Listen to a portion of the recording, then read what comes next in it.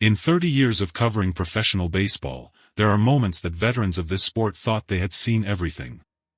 Moments that stretched the boundaries of what seemed possible inside the white chalk lines of a major league diamond. Moments of triumph so extraordinary they defied belief. Moments of controversy so explosive they rewrote the rulebook of what professional baseball could become. And then there are moments that have no precedent. No historical comparison. No framework that adequately explains what just happened or why. Moments so unusual, so jarring, so completely outside the boundaries of anything the sport has experienced before, that the only honest response is to stop, stare, and admit that baseball, after more than a century of existence, can still produce something nobody has ever seen. What happened at Dodger Stadium following Shohei Ohtani's 23rd home run of the season was one of those moments. Because it was not the home run itself that stopped the world. Ohtani hits home runs the way other players breathe, naturally, inevitably, with a casual magnificence that makes the impossible look routine. Number 23 cleared the left field wall with the kind of effortless authority that has become his signature. The crowd rose as one. The roar was deafening. Another moment of Ohtani greatness filed away into the endless archive of Ohtani greatness. But what happened next, what the umpires did in the seconds that followed, ignited a firestorm that would consume professional baseball for days. And when the MLB finally announced its investigation results, the verdict sent shockwaves through every corner of the sport that nobody saw coming. To understand what occurred, you first need to understand the atmosphere that had been building inside Dodger Stadium throughout that game. Tension had been escalating between the Dodgers and their opponents from the opening pitch, the kind of slow-burning competitive fury that veteran players recognize immediately and that younger players are never quite prepared for until they find themselves inside it.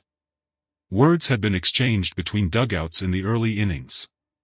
A pitch had sailed uncomfortably close to a Dodgers hitter in the fourth. Gestures had been made. Glances had been held a beat too long. The umpiring crew had already issued 2 warnings before the 6th inning, a signal to everyone on that field that the crew behind the plate understood perfectly well what kind of game this was becoming. When Ohtani stepped to the plate in the 7th inning, the stadium felt like a room where someone had slowly been turning up the temperature for hours. Everyone inside it was aware of the heat. Nobody was talking about it. And nobody, not a single person in that building, was prepared for what was about to happen. The pitch was a fastball, elevated and over the inner half of the plate. Ohtani recognized it in the first fraction of a second, the way only the greatest hitters in the history of the sport can recognize a pitch before it has fully left the pitcher's hand.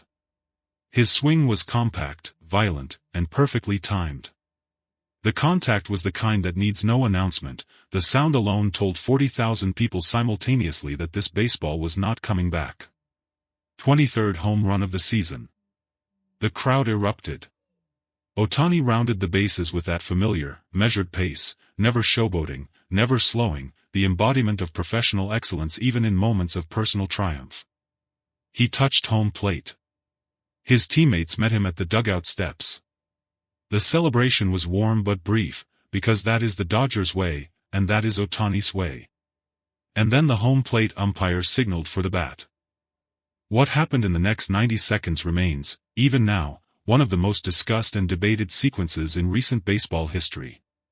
The umpire, a veteran official with more than 2 decades of major league experience, approached the Dodgers dugout and requested Ohtani's bat for inspection. This in itself is not unusual. Bat checks occur throughout the season, and players are accustomed to the routine nature of the process. But what this umpire did next was not routine. In the process of inspecting the bat, the same bat Ohtani had just used to launch his 23rd home run of the season over the left field wall, something went wrong. Catastrophically, visibly, undeniably wrong. The bat, one of Ohtani's personal models that he had used throughout a significant portion of the season, came apart in the umpire's hands. The crack of it, not the sharp crack of a baseball making contact, but the splintering, breaking sound of something being destroyed, cut through the noise of the stadium like a blade. Players in both dugouts heard it. Coaches froze. And for one long, disbelieving moment, nobody moved. Then Mookie Betts moved. Betts was out of the dugout before the pieces of the bat had finished falling. His voice, normally the measured, certain voice of a champion and a leader, carried a raw edge that his teammates had almost never heard before. He was not shouting. Mookie Betts almost never shouts. But the words he directed at the umpiring crew were clear enough to be heard by everyone within 30 feet, and clear enough that 3 separate television microphones captured fragments of what he said. The core of it was simple. Undeniable. And it lit the fuse on everything that followed. You broke his bat. You broke his bat on purpose. Within seconds, both dugouts were emptying. Manager Dave Roberts was on the field with a speed that belied his years, placing himself directly between his players and the umpiring crew with the controlled urgency of a man trying to prevent something irreversible from occurring. The opposing manager emerged from his dugout as well, though his players' involvement in what followed would become one of the central questions of the MLB investigation. What erupted over the next several minutes was described by witnesses as one of the most chaotic scenes Dodger Stadium has hosted in the modern era. Not a traditional brawl born from a hit batter or a crossed word between players, something different. Something more disorienting. Because the fury was directed not at an opposing player but at the men in blue who are supposed to stand above the conflict entirely.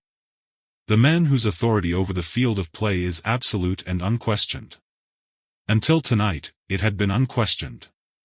Ohtani himself stood at the edge of the dugout throughout the incident. He did not charge onto the field. He did not direct his teammates. He stood with his arms at his sides and watched the pieces of his bat lying in the dirt near home plate with an expression that revealed absolutely nothing about what he was thinking or feeling in that moment. Those who know Ohtani well say that this particular silence, this particular stillness, is the most serious version of Shohei Ohtani. Not the smiling Ohtani.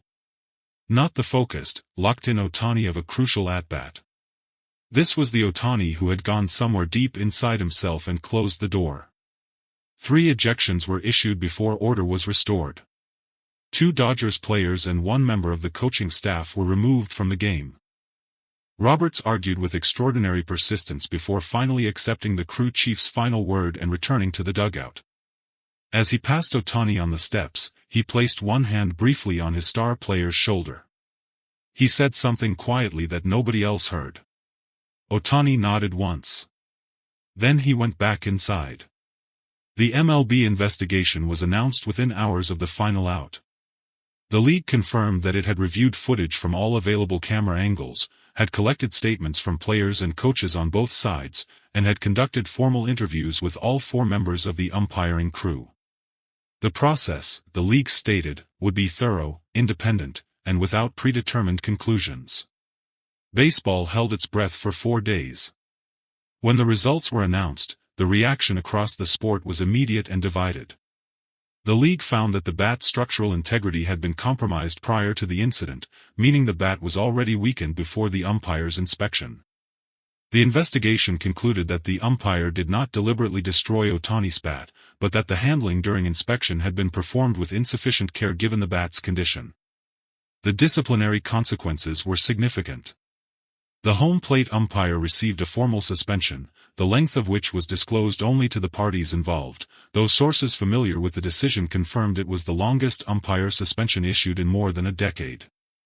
Additional procedural changes to mid-game equipment inspections were announced immediately, with new protocols to take effect across all 30 organizations without delay. For the players ejected during the incident, suspensions ranging from 2 to 5 games were confirmed.